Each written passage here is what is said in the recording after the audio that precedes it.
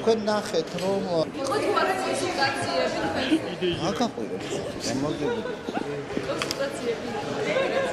რატომ იყურეთ ამ საკითხს ბუნებრივად არ სჭირდება კონსულტაცია იმიტომ რომ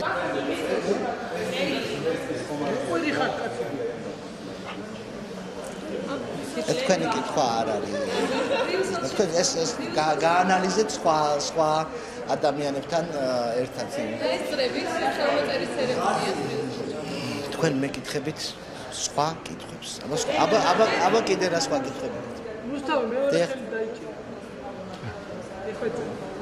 ადო